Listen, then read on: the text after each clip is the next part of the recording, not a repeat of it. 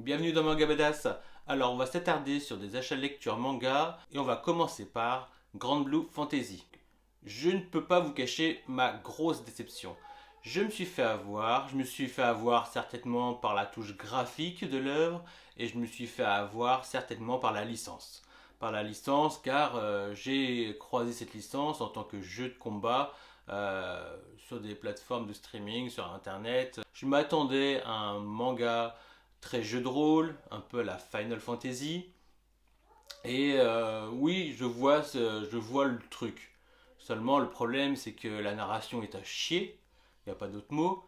C'est saccadé. Le rythme est mauvais, trop rapide peut-être, trop lent, je ne sais pas. C'est du vice, du versa. Donc, voilà, tout ce que je peux vous dire, c'est que le manga me paraît saccadé. Ma lecture est assez ennuyante.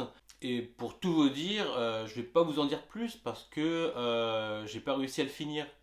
Voilà. Je me suis surpris à feuilleter en faisant tourner les pages très rapidement, à voir où ça allait en venir. Et puis non, ça m'a pas attrapé quoi. J'ai fait les premières pages et après bah, j'ai abandonné. Alors qui sait, peut-être dans un autre état d'esprit, ou peut-être que la lecture que j'ai eue avant était tellement plus intéressante que bah, je suis tombé de haut, c'est possible, hein, des fois. Mais je crois que même si vous me disiez, mais si, c'est un très beau manga, va plus loin. Non, franchement, je pense que c'est le pire achat que j'ai fait depuis très longtemps. Voilà, donc on va pas s'attarder dessus. Oui, il y a des beaux dessins, et non, c'est pas un beau manga. Sans intérêt. Cette fois-ci, on va s'attarder sur le manga Happiness de Shuzo Ozimi. Alors déjà, ma première impression se porte sur les dessins. Ce que je peux vous dire, c'est que j'aime bien le côté un peu réaliste et obscur. Voilà, on a un mélange de réalisme et d'obscurité dans ce manga qui est très intéressant. Je craignais un petit peu le truc un peu gnangnan, je ne vous le cache pas. Et puis je me laisse embarquer dans l'histoire. Le reproche qui est assez facile à faire, c'est le manque d'originalité lorsqu'on parle de vampires.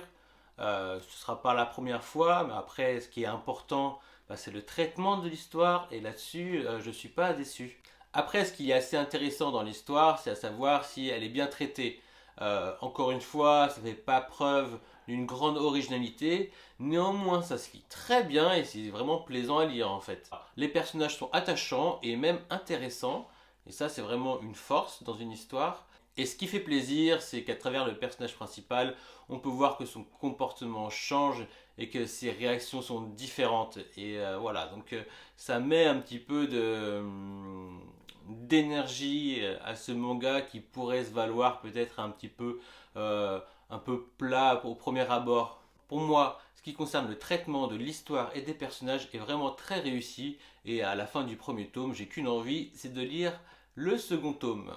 On va s'attarder sur les vacances de Jésus et de Bouddha de Hikaru Nakamura. Alors, je vais être honnête avec vous, j'ai beaucoup aimé le manga, du moins le premier tome, et je vais être doublement plus honnête avec vous, je ne l'ai pas encore fini. Pourquoi ça? Eh ben, je ne sais pas pourquoi, mais c'est un manga dont j'ai envie de prendre le temps. Alors, je ne sais pas il a été fait dans ce sens-là, mais je me retrouve en fait à lire un chapitre mais avec satisfaction, hein. Vraiment j'aime bien les petits trucs à dire par-ci par-là. Le rapport, la relation entre les deux protagonistes me plaît bien. Chacun a son rôle, sa personnalité. Franchement, c'est très bien trouvé. Donc on est dans un manga de tranche de vie. Et je sais pas, après un chapitre, j'ai envie de le poser, me consacrer à autre chose. Et pourquoi pas revenir dessus un peu plus tard ou même le jour suivant en fait. Vous allez me dire, eh ben, j'ai pas fini, puisque actuellement il y a 19 tomes, et moi je vais vous dire que vous avez raison. Je suis pas prêt d'avoir fini. Néanmoins, c'est comme ça que j'aime lire ce manga-là. Voilà, j'ai mon petit plaisir à le lire de cette manière-là. Peut-être que d'autres, ça se lit en un coup, et je peux comprendre, je peux très bien comprendre. Mais vraiment, j'ai l'impression de savourer sans me forcer, et c'est comme ça que j'ai envie de le lire en fait. Donc effectivement, peut-être que les 19 tomes qui sont déjà sortis, bah, je mettrai plusieurs années à les lire. Néanmoins, j'ai envie de continuer et j'ai pris beaucoup de plaisir à lire ce manga. Je me suis également attardé sur To Your Eternity de Oshitoki Oma. Au début, on part sur quelque chose de très poétique. On a un personnage omniscient qui lance une petite sphère, qui en contact d'une pierre devient pierre, qui en contact de la mousse devient mousse. Puis on a un loup blanc qui se meurt près de là, et le loup blanc se relève et va retrouver un jeune garçon qui vit un petit peu en autonomie, seul dans un village abandonné. Et on va avoir une mini tranche de vie dans cet univers froid et aride. Et on se rend très vite compte que ce garçon, il a été abandonné par tous ses proches, par le village. Et c'est lui qui gardait par exemple les vieilles dames qui ne pouvaient pas bouger. Donc il aspire certainement comme les personnes avant à retrouver un monde meilleur, une grande ville avec des attractions, d'autres gens. Et au bout d'un moment, il va prendre la décision de partir avec son loup. Et voilà, donc on est vraiment dans une petite phase un petit peu de laconique. On reste dans un monde assez onirique. Donc on suit les périples de ces deux personnages à travers ce monde aride à la recherche presque d'une oasis. Puis on bascule dans un environnement totalement différent. On est dans un village indien et puis on a l'impression que tout se passe bien jusqu'à ce qu'on comprenne qu'en fait que la jeune fille que l'on suit va être sacrifiée afin que le village reste prospère. Donc là, on commence à changer de rythme, il commence à se passer des choses. La fille va s'enfuir, on va avoir un ours géant qui va faire un véritable carnage. Et pour tout vous dire, c'est véritablement quand on arrive à la dernière page du premier tome que le manga prend tout son sens. C'est vraiment très bien fait. J'ai bien aimé, sur la moitié du livre, je ne savais pas trop quoi penser.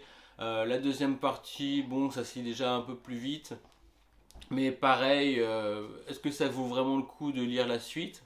Et puis sur les dernières pages, et d'autant plus la dernière, là tu te dis, il faut absolument que je lise le deuxième tome. Voilà, il faut absolument que je lise le deuxième tome. Je me suis fait avoir, je suis rentré dans le jeu. Donc voilà, au début on est transporté dans un truc assez poétique, assez laconique.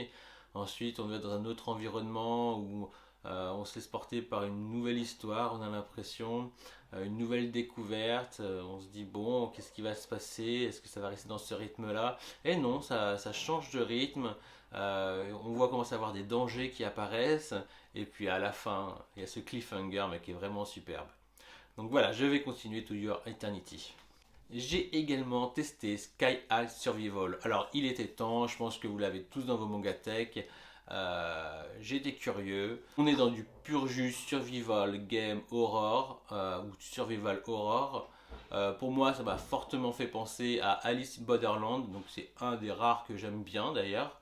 Donc c'est une bonne chose. La situation n'est pas expliquée, on reste dans l'inconnu, un petit peu comme Gantz, un petit peu comme ces histoires d'applications, on ne sait pas d'où ça vient, voilà. On reste dans l'inconnu, on ne sait pas trop. Seulement, ça ne se déroule pas dans une classe, comme ça peut se dérouler dans Kingsgate ou Sacrificial Vote. Mais alors, ce qui est bien, c'est que très vite, on comprend la situation, mais elle reste fantastique. Contrairement à un Battle Royale, où là, on est quand même dans une situation un peu plus dystopique, où le gouvernement a fait un choix et qu'il n'y aura qu'un seul survivant dans ces classes. Donc le manga est très bien rythmé, les personnages se suivent, ils apparaissent et disparaissent. De plus, l'auteur arrive à nous surprendre et dans le genre, c'est pas quelque chose d'assez aisé. L'héroïne a tout pour elle, elle a la jugeote, elle se laisse pas faire, elle peut avoir des hauts et des bas, mais ça c'est normal et ça la rend en plus attachante. Non, franchement, c'est une très bonne héroïne. En plus, on nous intègre une dueshi, mais pas trop. Ça peut aller dans l'histoire, c'est pas forcé, c'est bien fait. Donc pour moi, c'est un très bon premier tome. Je le mets au même niveau que Alice in Borderland. Ça me réconcilie vraiment avec le genre et pour ça, ça me donne envie de continuer. Donc j'aurai certainement l'occasion de lire le tome 2 de Sky High Survival. Donc voilà, les achats de lecture manga sont finis pour cette vidéo. Je vous dis à bientôt, on se retrouve dans de nouvelles vidéos. Prenez soin de vous, lisez des mangas. Ciao!